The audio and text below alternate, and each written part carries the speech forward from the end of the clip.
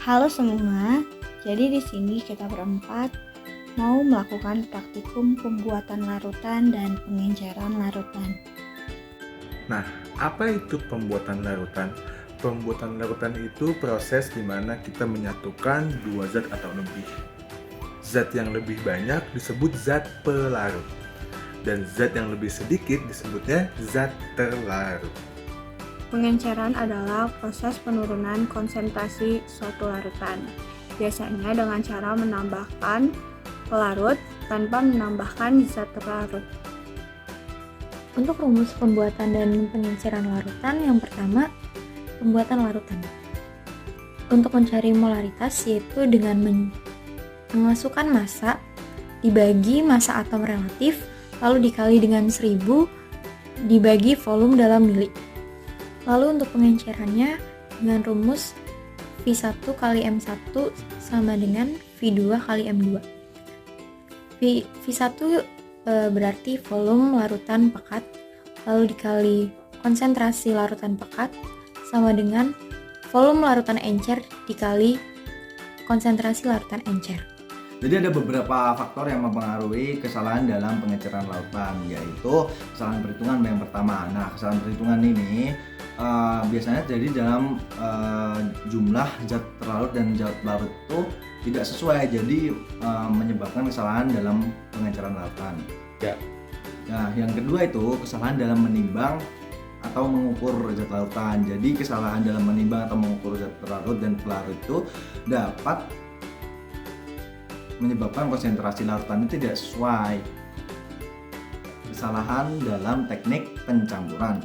Nah, kesalahan dalam teknik pencampuran ini dapat menyebabkan larutan tidak homogen atau tidak tercampur dalam bentuk yang sempurna.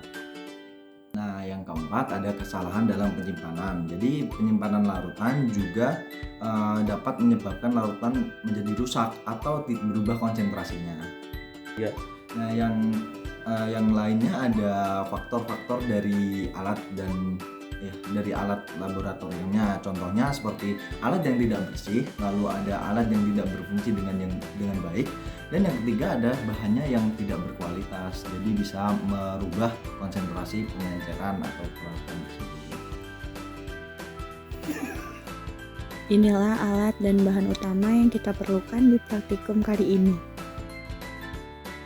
Percobaan pertama yang kami lakukan adalah membuat 100 ml asam oksalat dengan konsentrasi 0,5 mol. Langkah pertama yang kita lakukan adalah kita mencari berapa massa asam oksalat jika kita ingin membuat larutan dengan konsentrasi 0,5 mol. Kita menentukan massa asam oksalat tersebut dengan menggunakan rumus ini. Nah, pada pembuatan larutan kali ini kami membutuhkan 6,3 gram asam oksalat. Oh iya, sebelum melakukan penimbangan, pastikan timbangan ini sudah terkalibrasi ya.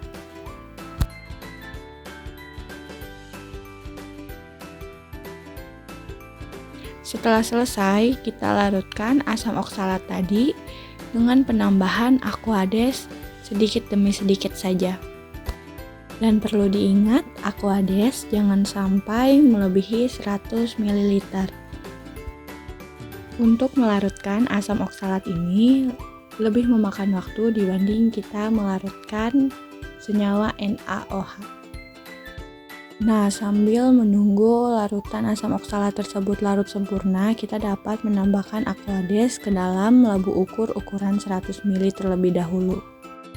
Hal tersebut dilakukan supaya asam oksalat yang nanti kita tuangkan dapat tercampur dengan baik dan menjadi bantalan agar tidak terjadi pendidihan.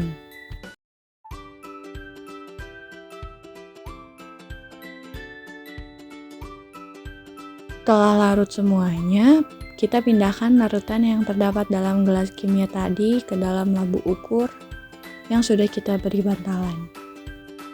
Nah, penuangan ini kita bantu dengan corong kaca ya.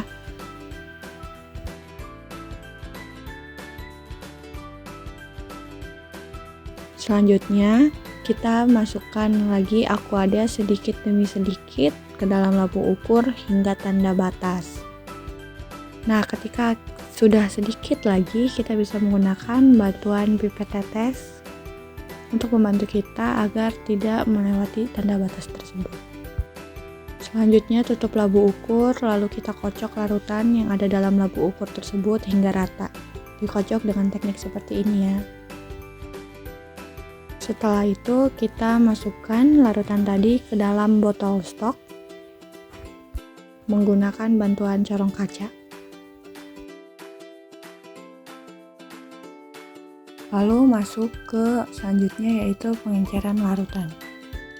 Dan ini adalah perhitungan volume asam oksalat konsentrasi 0,5 molar yang kami butuhkan untuk membuat larutan asam oksalat.